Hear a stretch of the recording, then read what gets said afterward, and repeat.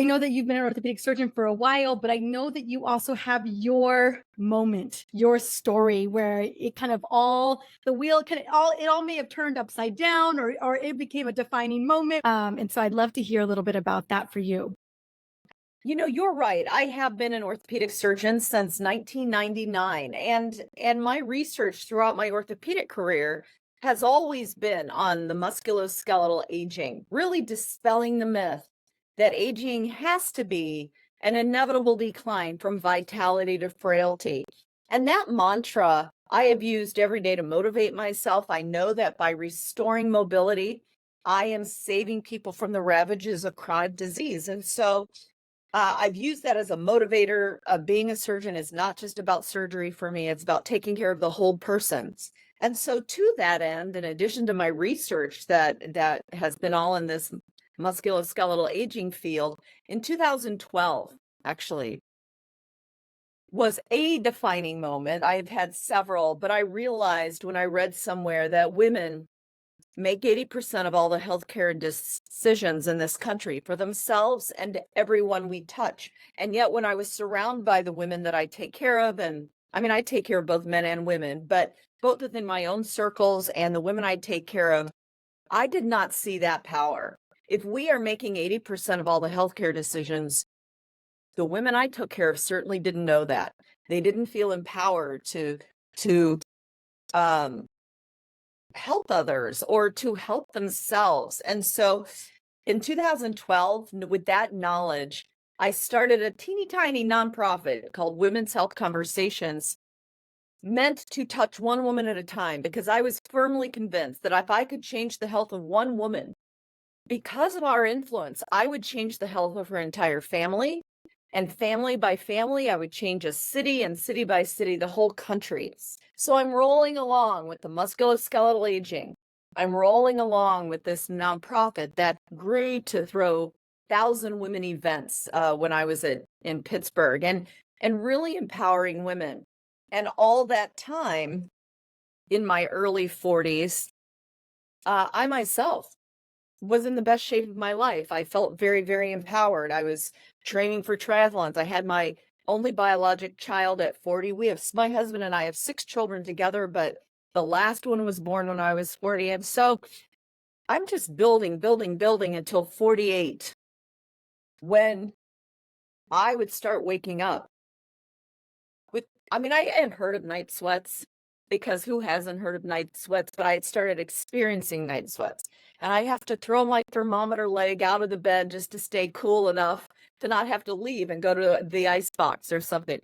And then, and then I don't know about you, but I've always been able to trust my brain. My brain is a steel trap. I can remember things. It works for me. And then all of a sudden, I couldn't memorize a phone number, right? And I could describe what I needed, but I couldn't name the noun. And I thought, holy friggin', am I getting some kind of terminal illness? And then several times I woke up with chest pain and my heart palpitating.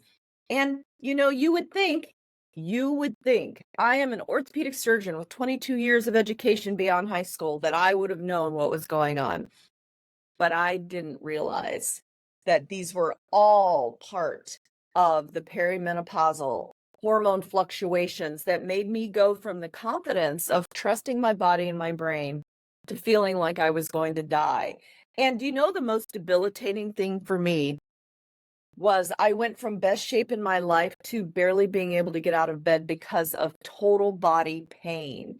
And I don't think women realize that 80% of us will experience one of the 6 musculoskeletal syndrome of menopause. And so at this point, we've heard of a lot of the 34 other things. There's lots of great leaders out there talking about it, but still 80% of all women will have one of these musculoskeletal syndrome elements, and 25% will be devastated by it.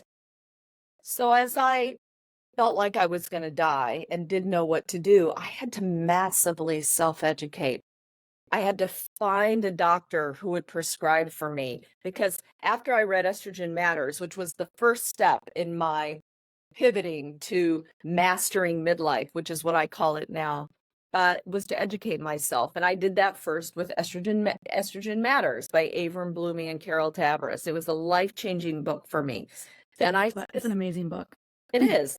It's for those of you who haven't read it, it's the culmination of all the studies detailing the risks and benefits of hormone therapy. And I needed to know that Yeah. because I had known about the WHI and I had asked my gynae colleagues about it, and they were like, what? Oh, because they themselves have not been educated in the way that women need them to be. So first I educated myself. And then I decided that I was going to master this. And so that then began a journey that has the elements of what I've always done, which is public education. And when I learn, I teach other people, and then treating my patients this way. And so I realize that's a very long pathway, but it's my pathway, right? There were several episodes. I care about women's health. I started a nonprofit to deal with that. And it's a weird thing for an orthopod because listen, 94% of my colleagues are men, right? Oh, I know. I know they are. Oh, it's a weird environment to be caring about the health of lifetime health of women, but I was not deterred then. I'm not deterred now. And so it has led to where you found me, right? This public presence talking about all things, but mainly a voice for the musculoskeletal syndrome of menopause that is not only total body aches, arthralgia, it's loss of muscle mass, it's loss of bone density, it is increased breakdown of cartilage matrix, which makes women have much higher rates of arthritis than men. It is the accumulation of visceral body fat. It is the huge inflammatory response that happens when estrogen, which is an anti-inflammatory, walks out the door, right? And several more things I put in the buckets that are categorically musculoskeletal. But here's the deal. Many of these things that I've just named off, including the ones that will kill us, and we can talk about that, are preventable. Osteoporosis is preventable. Loss of lean muscle mass and the frailty that comes with these two is preventable. Cartilage deficit, preventable, and yet women don't know, right? See, I told you once I got started, I am never at a loss for words because I'm just so passionate about saving mobility and therefore saving lives. I want to dive a little bit deep. One, I want to ask, here you are, and one, couple congratulations to you having a baby at 40. I had one at 41.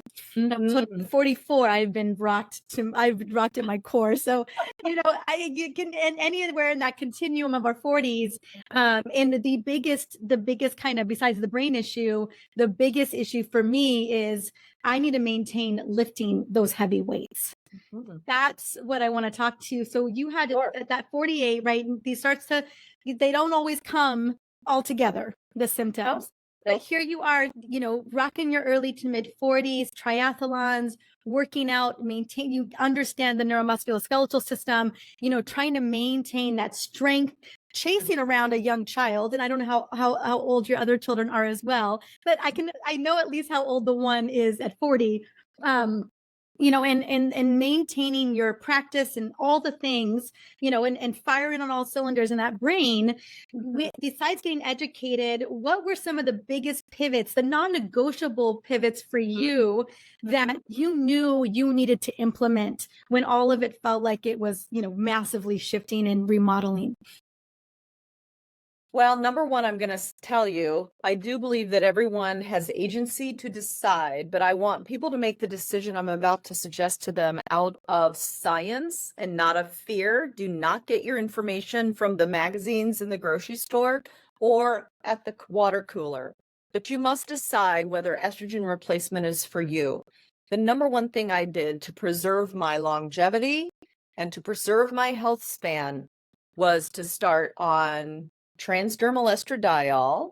I'll show you my patch, but I've got a dress on today. And because I have a uterus, I take micronized progesterone. Number one.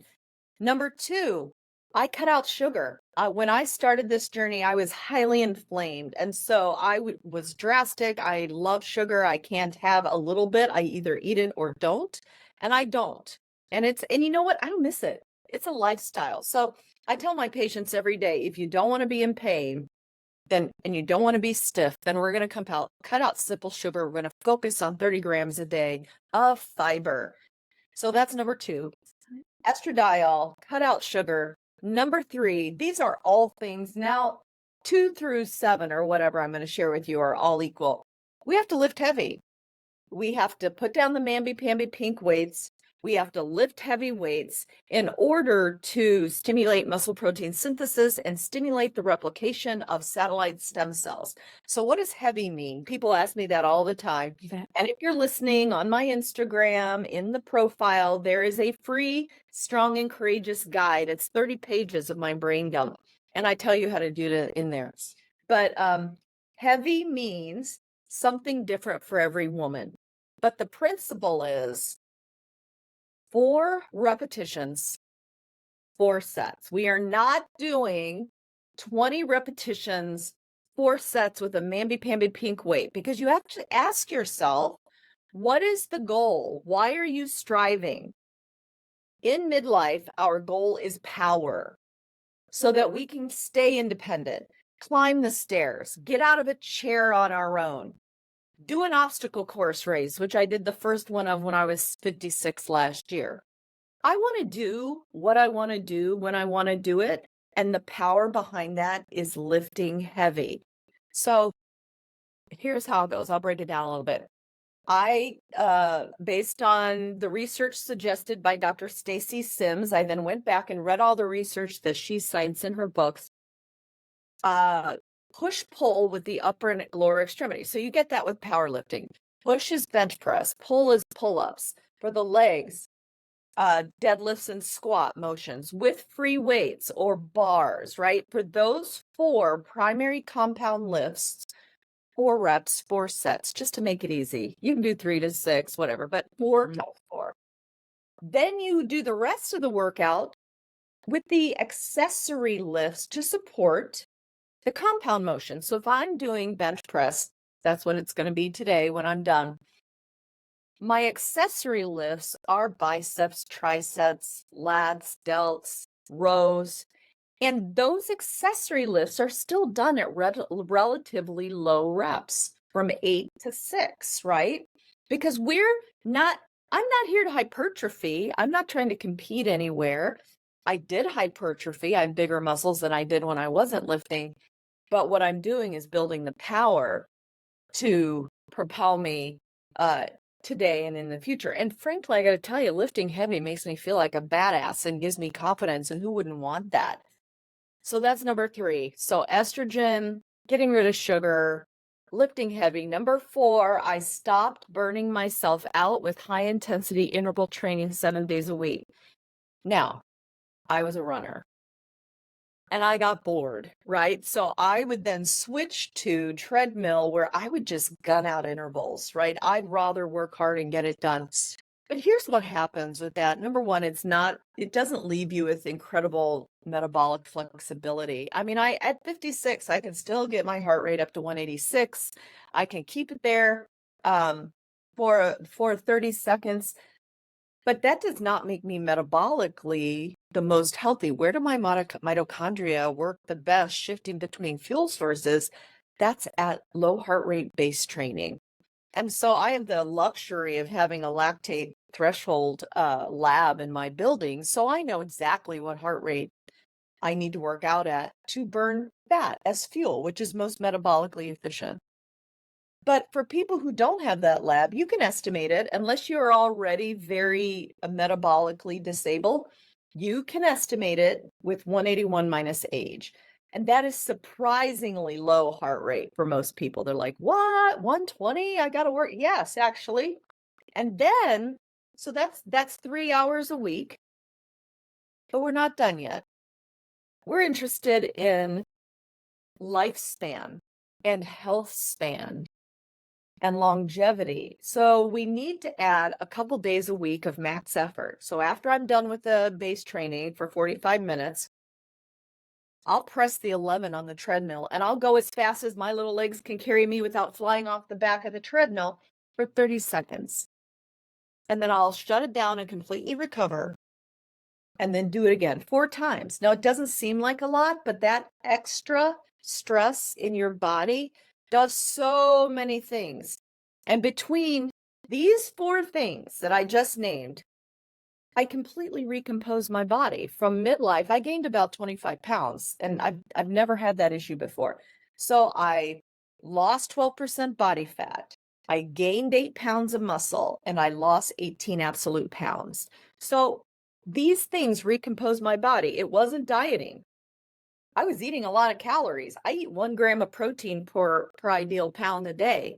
So for me, it's I try to get 130 grams of protein in. So that's not dieting. That's feeding my body, expecting more of it, and it completely recomposed me from my menopausal state. That's powerful. So yeah, so sprint training, VO2 max, lifting heavy, get those hormones back. Yep. And, But and also, mhm. it sounds daunting, right? It's like, oh my God, for those listeners who may or may not have started this yet, or maybe all your listeners do, but it sounds surprisingly daunting. But here's the deal. Once you layer on one thing at a time, like start with base training, just go for a walk, right? Then do the lifting. Then it becomes a lifestyle. And then you don't think about it. So now this year I'm layering crazy things like, okay, I'm going to sit in a sauna 3 days a week for 45 minutes to get my heat shock proteins going. Well, once it's a lifestyle and you're not having to think all the time about how much protein am I eating, am I getting in my base training, it's easier. I want to assure people of that. It's a lifestyle, not a diet, not an exercise program. This is how you live. Well, and as you mentioned, if this is feeling overwhelming, chronic conditions are overwhelming, unable to, an inability to do the things that you want to do when you want to do it is overwhelming. That to me, that inability, that feels extremely overwhelming. This is the proactive lifestyle. If you want to be, I always ask people, what do you want that last 10 years to look like? Do you, and how do you want to be living that 10 years? This is what it looks like to get to choose your autonomy in those last 10 years or even 15 years. Oh yeah, as long as it lasts. Yeah, I plan to live to 97 so that I can bug the heck out of my children for as long as possible. Yeah. No, I hear you. Yeah, you're right. You're right. How do you want to live? Do you want to invest now or be forced to invest later? Yeah. Yeah, I call it forced healthcare costs, or just forced time away, from your family, for the things you love, and the family you love, for being present. Doctor's visits, multiple times a week. No, thank you. I'm good. Yeah, right. Yeah, Yeah, with that. exactly. And are you taking, so what do you recommend around, the collagen loss? Yeah, you know what? I wish the data surrounding collagen, skin and bone was better. I sure wish it was better data. It's not good data. So here's how I approach that with my patients and I take collagen myself, not knowing whether or not it really helps. Although there's a few very small studies, 137 person studies, which it's a more observational than a real study. But the way I approach it with myself and my patients is, it's not going to hurt you. So if a scoop of collagen for my bones a day and a scoop for my skin is not going to hurt me, then go ahead and do it, right? Because I just haven't found good enough data to say this is what you must do. Agreed. Yeah, but I don't prevent people from doing it and I do it myself. And I don't even have enough data to tell you which collagen is better, unless you do. I don't. I don't really have data. No, I mean, I always say it can't hurt, That's right. That's what I say. Yeah. put it in your matcha or put it in your smoothie, whatever, yeah. Collagen. Yeah. I mean, it's just one of those things, kind of an insurance policy, and just, hope for the best, but do the other things as well. And those are what I'm usually recommending. I'm like, that's the thing. And so, I don't want to spend a lot of time on nutrition today because that is not really what I wanted to come on here for. I know that a lot of women, not only, dynapenia is very much, we talked about loss of muscle strength is a big concern. And I know that's a lot of reasons why women move more towards cardio, more towards just cardio and more, not lifting heavy because when we start to get weaker, we kind of find a modality that works and accommodates that. So I really am glad you spoke into what it really looks like to start building that power again, even at a place where you're feeling like you don't have much. Well, and I think we feel weaker, but we're also afraid of hurting ourselves. So we're also being guided by fear again. And so for many people, if they've never lifted, I suggest now is the time to invest in some lessons. If you want to play the piano, you could sit down and play by ear, but many times you're going to take some lessons. It's the same way with lifting. Don't stay away because of fear. And let's just dispel the myth. I hope it's gone that unless you are really, really, really intentional, you're not going to get bulky like a bodybuilder. I mean, I think that looks great for some people, but don't worry about that. That is not going to happen to you. But what will happen to you is metabolic health. You will burn more calories just by sitting in a chair because muscle does that more. You'll feel stronger. You'll feel really empowered, actually. And you'll be able to open your own pickle jars. Yes. I mean, you can't even Or run your own house. You can't open the pickle jars. What's up with that? yeah, or putting your luggage in the overhead compartment. That, Or yeah, picking up your sick, fevered grandchild from the floor because they cannot get up. that's right. All these practical things. You're so right. That's what I always think about. Like, what are the things that I'm doing today that I want to just be able to effortlessly do 10, 15, 20 years from now? Another thing that comes up for women, I know we're talking about the syndrome and the pain, frozen shoulders, basically the arthritic pain that women are dealing with. And can you talk a little bit about how you're helping your patients navigate, outside of potentially, adding in as transdermal estradiol or whatever estradiol works for them? What else can we be doing to not only mitigate the loss of this joint tissue, but also the inflammation that we're seeing as a byproduct? Inflammation is a multimodal entity. And just to clarify, inflammation is the way your body heals itself. It is a process, right? When you cut yourself, you heal by inflammation in the wound healing, right? You've got blood coming out, your blood rushes there, platelets stack and close the hole. The platelets burst and release all the growth factors your body needs to start an inflammatory process to heal you. Inflammation turns bad when you have too much of a good thing. You're chronically inflamed, either due to your lifestyle of sugar, your lifestyle of high stress, your lack of sleep. Maybe you do have a metabolic inflammation. Maybe your gut is inflamed and you don't even know it, right? So it's when we have too much inflammation that we get frozen shoulder, or we have increased amounts of not only matrix deprivation of estrogen, but just inflammation in our joints. So what do we do to decrease inflammation? Well, yes, make your decision about hormone therapy. Number two, my patients, they hate this when I say it, but I'm going to say it again for your people. If you want to be out of pain, we have got to stop poisoning ourselves with sugar. Americans eat 16 pounds of added sugar a month and don't even know it, because if you turn over the average package in your pantry, you'll see obnoxious things like 16 grams of added sugar. Why do I have added sugar in my yogurt, for God's sake, right? Isn't that supposed to be healthy for me? So we just eat so much of it if we don't know. So the first time, actually, when I was 48, I did this. The first time I stopped cold turkey, I got off the sugar wagon, there was nothing sweet going in my mouth. Two things happened.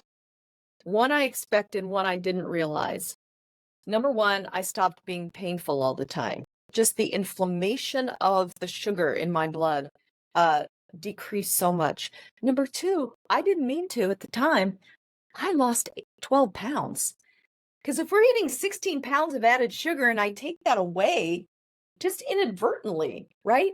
So we de-inflame with lifestyle. We stop eating sugar, we eat more fiber. Number two, let's really think about the stressful inputs into our lives, including lack of sleep. I used to say when I was a resident, I don't know if you used to say when you were training, when we were so not in control of our time, but I used to say I'll sleep when I die. Well, I now know that if you don't sleep, you will You die. will die. You want to guarantee little death frightened. early. Yeah. And I'm frightened by how much sleep I lost in my youth. Well, and then being a mom, can we talk? I mean, Of course. so And then there's I had that. a baby, Yeah. right? And then, this is not the topic of this talk, but I realized this was my last child. I kept her with me for 2 years in bed. I mean, Mine's didn't still with sleep. us in bed. He's tiny. Sleep. Listen, nobody's going to be hurt in that scenario. I mean, I cherish that time, but My brain didn't love it. Isn't I loving know, it. I needed to sleep. So we must sleep. So now I protect my sleep. I am in bed by 9:30. I am up at 5. Those are my times, and my body is not inflamed when I do that. It gets into this rhythm of calm and I love it. And are you pretty consistent? Oh, Like, unless I can't control it. yeah, good. Like I love it. at this point in life, you know how drug reps want to take us out to dinner and Oh, stuff? in wine and dine you. Yeah, all the things. Oh, I'm going to bed. I don't need fatty dinner, and I'm going to bed. So I don't need the wine or alcohol you're trying to push on me. Like, I won't be able to sleep, guaranteed at that point. right. I hear So, you. and then there are some supplements that when people are highly inflamed that I take care of. I like omega-3. As do I. I like tons of fiber. I don't pile my people with a lot of supplements, but I like turmeric and curcumin. I think there are a few good ones. I think people get confused when they're taking hands full of things that barely do anything for them. So I just try to get a few good changes going for people. I love it. I want to just highlight, I am a big no sugar person. And, it's amazing to me when I'm seeing, hemoglobin A. Just how many women I see pre-diabetic and have no idea. And it just breaks my heart. And they're coming in for other symptoms. That's the silent thing under the kind of simmering underneath. But breaking up with sugar, processed sugar, added sugar, being so mindful about what you're putting in your body. I mean, even for our children, what we're putting in their body, like all of that really compounds. And one of the things kind of that aha, and I don't know if this is something you recommend, but I will slap a CGM on somebody just for them to see what is going on. That I find is a huge eye opener. I couldn't agree more. And for that reason, I wore one for a year. Now, I had only meant to wear it for a month, but I I might get another one. Frankly, I miss it. So addicted to my data. Like, what is this going to do to me? What is that going to do to me? What is the effect of exercise? How long do I get a burn? Well, I'll tell you, I know exactly what happens now. And it's kind of competition with myself when I was wearing one is I'm not going to spike. I'm going to eat protein at every meal, and I'm not going to let my blood sugar spike. And I was in control of that. So I was really in control of the inflammation by eating protein all the time. And you know what else helped a lot? You probably tell people this all the time, but they think I'm kidding, and I am not. But if you push back from the table after your meals, leave the dishes on the table. There will be no dishwasher police coming after you. And go for a short walk, 20 to 30 minutes. You're going to push all that sugar into your muscles to use. It's not going to circulate around.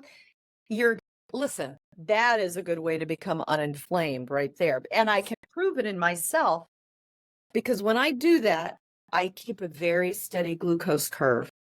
When I don't do that, I get a little raise, right?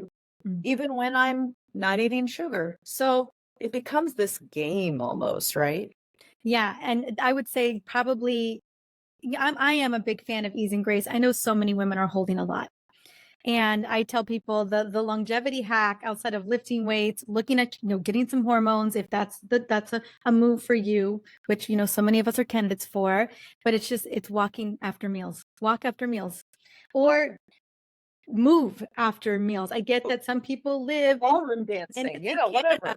wherever, do a little 10-minute, 15-minute thing in your living room, watching your favorite show. I have a little 15-minute kind of, routine I'll share with people.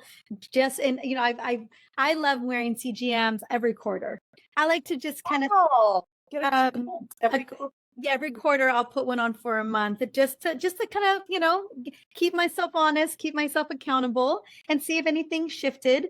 And that's how I wore one for a whole year, and then I kind of just recalibrate every Nice. quarter. Especially during the holidays. I love to wear it during the holidays. It really keeps me honest at that time. So yeah, you're absolutely right. I was curious, are there other wearables that you lean on personally for real-time data? Yeah. So, my whole family has Whoops. Yes. Yep. So we can see, I was very interested. I mean, I didn't have it for many, many years. And then I was fortunate enough to talk to Kristen Holmes, the She's sci- amazing. Isn't Yeah. she amazing? I've had her on the show. It's Oh, so you much. have? Yeah. Yeah. Great. But then I got really interested in, I'm very strict with my confines of sleep, but I'm interested in how much of that was REM and how much was deep sleep and how much I was just wide awake, but thought I was asleep listening to something. Because I've still got, even though my youngest child is now 16, I've still got mom ears. I hear everything. So knowing my sleep patterns and, that's what I use. I mean, it will also count my steps. I know what my heart rate is, but And also, uh, it's your stress. yeah, you're I love recovering. that. Yeah, and your recovery. Yeah. I didn't have a real handle on that before I started wearing it, like how recovered I am the next day, what load of workout I can actually do. Because I'll just gun through. Yeah. I mean, I'll just go do it, even though I don't feel very well. Which is a superpower in a Oh. sense, until you start to look at it and you're like, oh, maybe I'll Love it. push it. Yeah.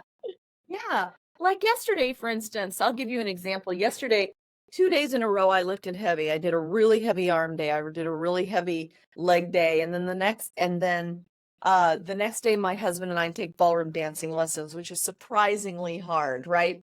And so yesterday, I thought, okay, it's arm day again. I'm going to go do that. But I was sore I'm in all parts of my body from the workouts I had done.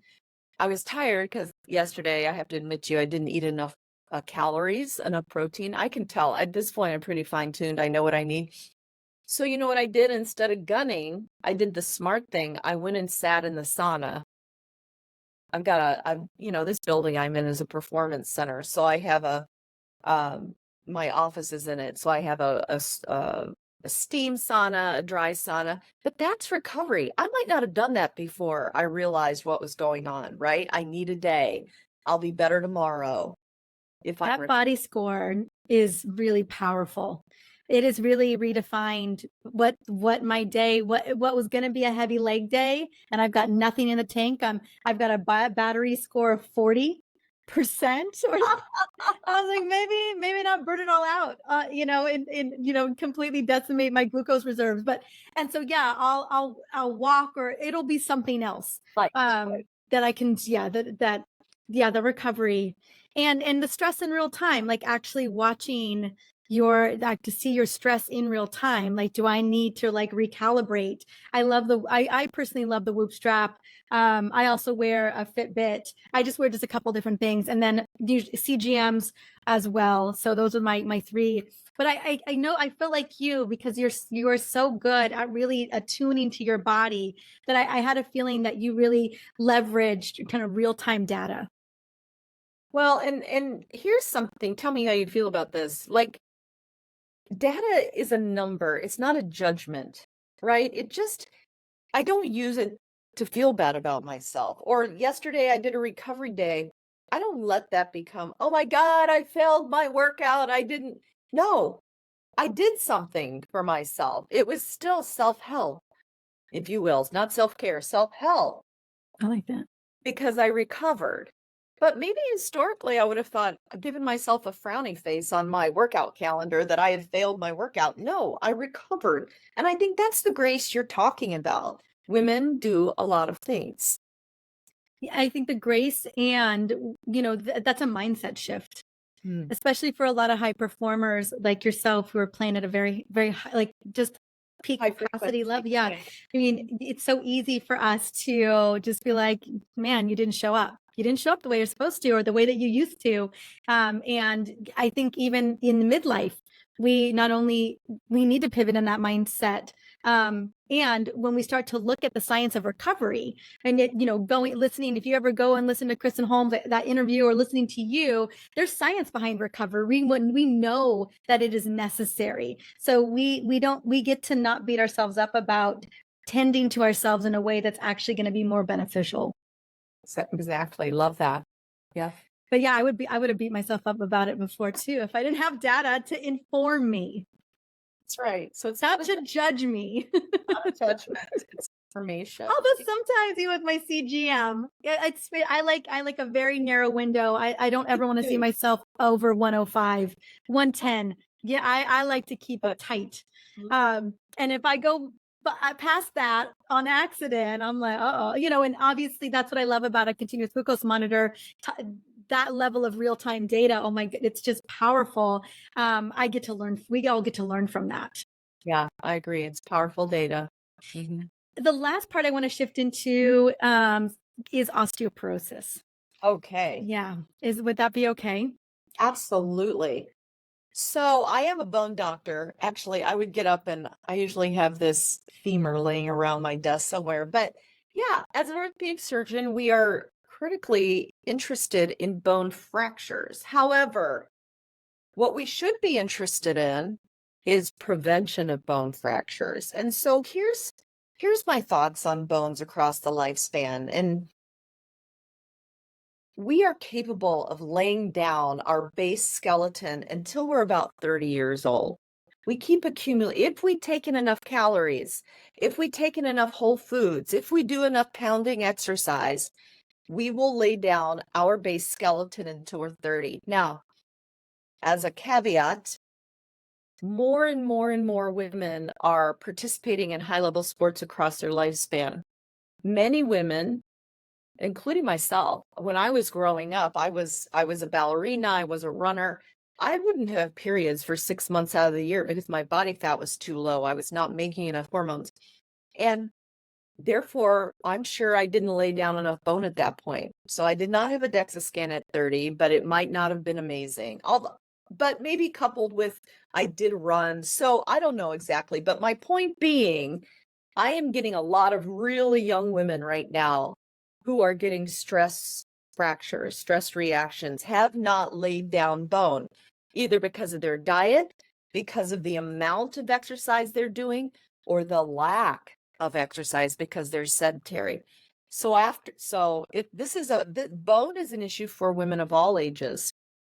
After 30, we maintain for a while because we've got our estrogen, we're cycling, we have high estrogen, we have low estrogen, high, low, until we hit midlife, until we hit perimenopause, where when all the things happen, we start having a dysregulation in our bone breakdown and bone building. I think it's a very common misunderstanding that once you lose your estrogen, you don't build bone anymore. We still have osteoblasts. So I'm going to go into the science. Absolutely. We still can build bone, but we are breaking down bone faster. It's a dysregulation instead. So what happens in bone, people? Just think of your femur. This is your femur. I am going to go get my femur. Yeah, go get it. Go get it. It's a big bone. I'm about it. Here it is. I know. This is the hip that everybody breaks. Yes, But listen, right there. so on a bone at a microscopic level, your in a 5-step process, I'm not going to bore you with, but the osteoclasts come along on the bone. They create a acidic environment, which causes the leaching of the minerals out of the bone. One of the bone's purposes in the body is a storehouse for all the micronutrients your cells need, like calcium, cause contractions of muscles, for instance. So osteoclasts come along, they dig a little acidic hole, all the minerals come out and your body uses them. And then what happens? The osteoblasts come up behind and fill the little hole and with new bone. We remodel our bones every 10 years. We get a whole new set of bones through this little 5-step process. But what happens when estrogen walks out the door, estrogen plays a pivotal role in osteoclast chemistry, the breakdown bone chemistry, is we break down too much and we do not build enough. So the sum total is loss of bone of about 2% bone density every year after estrogen walks out the door. So you don't even know it's happening because osteoporosis is silent until your bones scream at you in the form of fracture. So put the numbers together.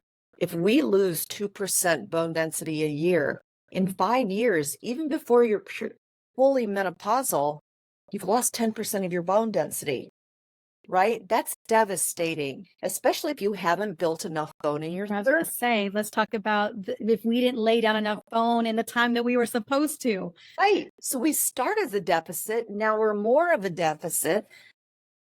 And then when we lose 10 or 20% of our bone density, 1 in 3 women will have a fracture, an osteoporotic fracture. If you break your hip, you break it right here usually. If you break your hip, 50% of us will not return to pre-fall function and 30% will die. More women die of osteoporosis fracture and the complications thereof than any kind of cancer. And I'm not diminishing the risk of cancer. I was a cancer nurse, but I'm just putting it in perspective. People have no idea how critical it is that we maintain our bone densities. And here's the fact. Osteoporosis is preventable. And estradiol is an FDA-approved way to prevent osteoporosis. If you have any risk factor, today I posted 12 of the risk factors of osteoporosis, all the things you think of, like being female, being Caucasian or Asian makes you a higher risk, being in menopause, having thyroid disease, having GI absorption diseases, taking steroids, having smoked, having consumed a ton of alcohol. All of these things, or having a family history. Is your mother shrinking? Are you shrinking? Those are all risk factors. If you identify with any of those, it is a way to get a DEXA scan paid for. Ask your doctor, even if they don't suggest it, for a DEXA scan, which is a bone density scan. And even if you have those risk factors and your doctor won't do it or your insurance won't pay for it, because insurance often doesn't pay for it until you're 65 and you're way down the road of osteoporosis, pay for it yourself. This cup of tea that I'm drinking cost me $4 and something, which is ridiculous for 2 tea bags, but right? It's trucks.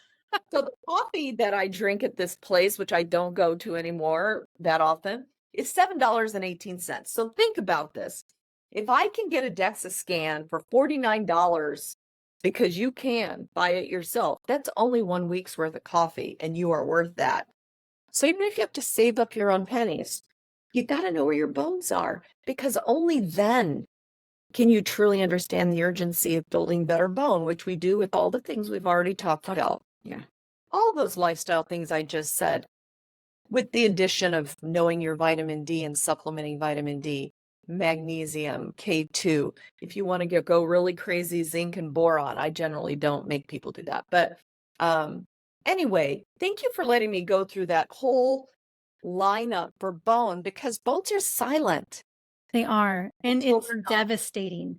And that was the one thing I'm so glad you mentioned. I know that we don't have full FDA approval for hormone replacement estradiol for everything, like cardiovascular support and metabolic support, diabetes, a lot of but osteoporosis was 100% on that list. I just wanted to just make that clear. And I'm so grateful that you highlighted that. When do you recommend, as we're seeing that, you know, we've got teenage girls that are not laying down bone the way that we would love for the number of reasons that you gave, 20-year-olds, and now here we are, you know, let's say perimenopause is in our early to mid 40s. Like that's when it starts, right? That's when we start to see the ebbs and flow of estradiol due to on and off ovulation. And so when would you ideally recommend that first DEXA? Because I just want to lay the groundwork for what would be ideal so that we have a timeline over time. If we want I'm speaking averages, right? On Yeah. average, a woman will start her perimenopausal journey at 45. She could start as early as 35, many Sure, some absolutely. do, or surgically. But on average, at 45, when estrogen becomes unpredictable, okay, I want to know before that. So no regulatory bodies scream at me right now. But if you're asking me what I would want for my patients and what I recommend is if we have any of these risk factors, including our mothers shrinking, including not having our periods when we were young, get a DEXA scan at least by the time you're 40. Do you know, I take care of a lot of NCAA athletes. I was a Division I college doctor for a long time.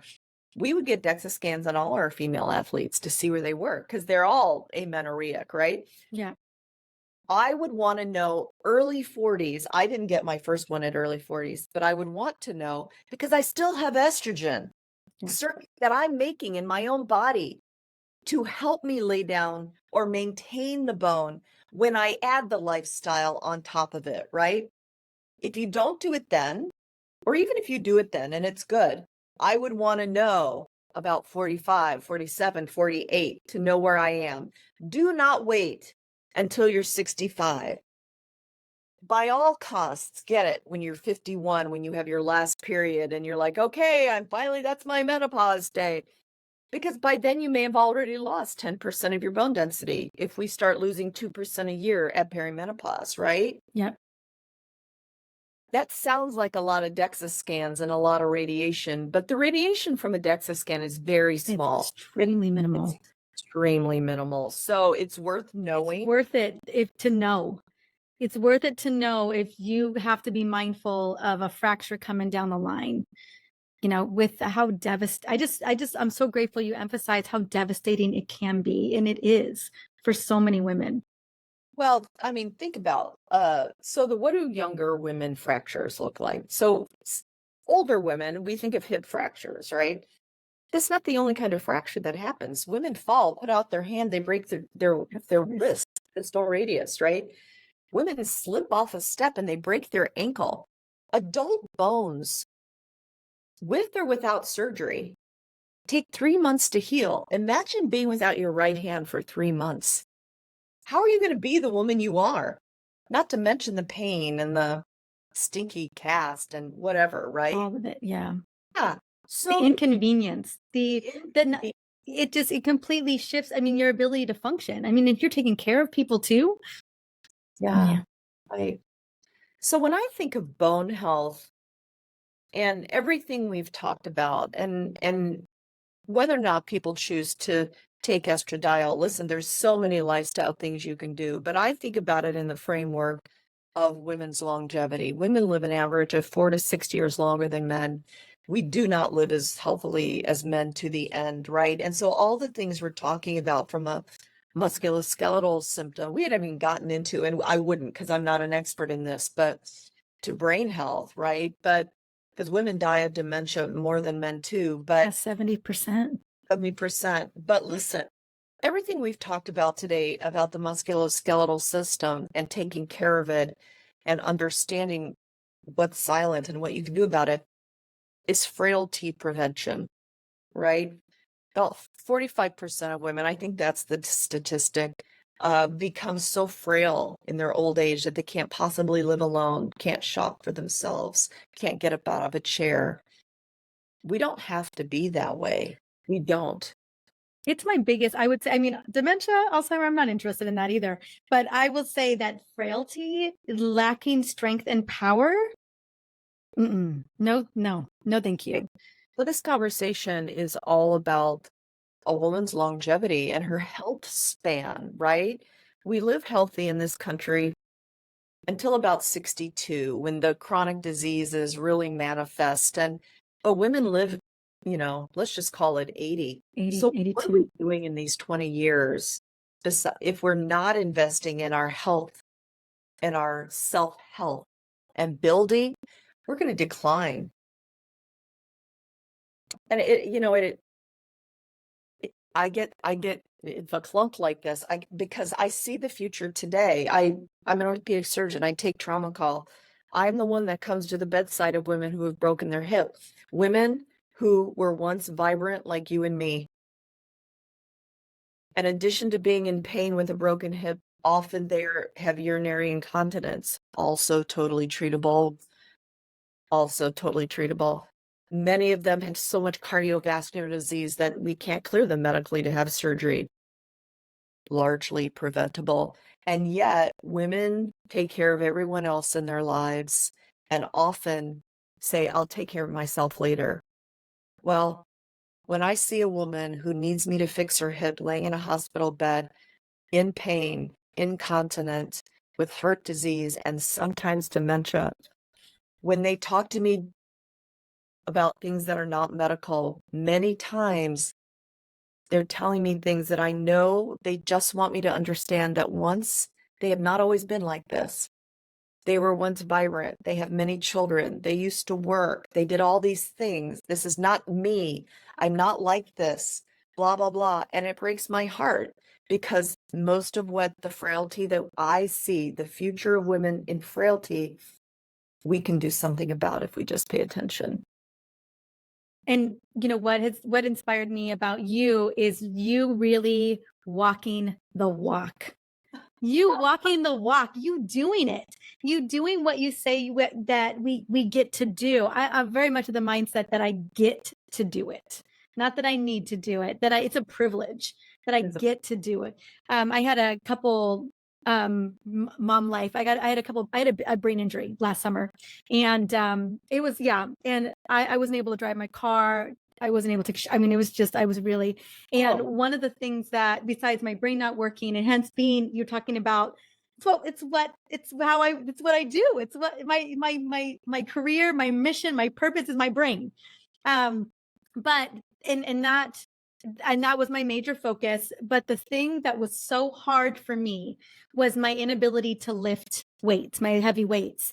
And I remember every day I would look at those weights because we have them and we have a garage gym set up, and I also go to a gym as well. And I just said, you know, when I get to do this again, that I don't, even on those hard days, even on those days where I don't want to do that fourth set, you know, that I'm going to be so grateful I can even pick these up again, that I'm going to get to progressively move out of this weight again, because I know that that's what's going to keep me alive. That's what's going to keep me feeling alive.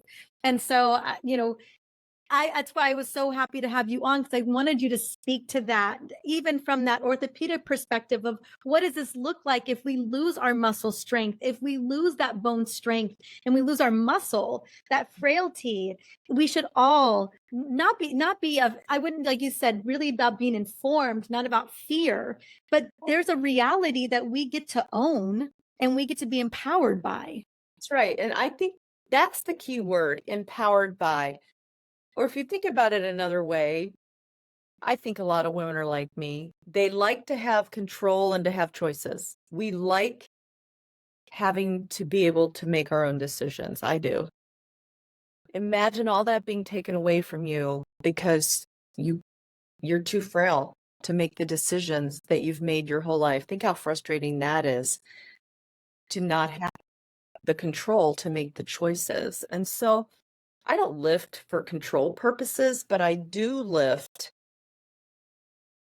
for the confidence it gives me, for the health it gives me, all the things, the empowerment, right, that you're talking about.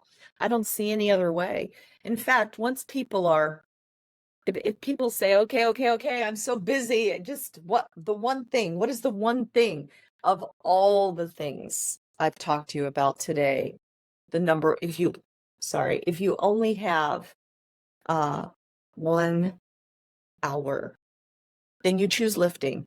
You even choose lifting over your hormones. I don't want you to not take hormones, but you decide. But if you're going to choose one thing, because I know many women who have lifted their way into longevity. So that's don't choose one thing, but if you had to on a desert island, choose one thing, lift heavy coconuts. I love it. I love it. That's the first time I've ever said that. I love it. I love it. Lift heavier than that, unless you can find some really heavy coconuts to lift. I love it. And it should be a yes and. I'm a big fan of all the tools in the toolbox. But Yes. yeah, so yes, get your hormones, and lift, get in the gym. Sir. And if you're thinking, like you said, if you're thinking to yourself, like, I don't know how to do that, I'm afraid I'm going to injure myself or whatever, just hire an 8-pack, get an 8-pack of sessions. Get a 4-pack of sessions, learn how to do it safely. Like you said, the piano, at anything we want to be good at, we've got to practice. And luckily there's a lot of amazing experts out there who can show you how to do it.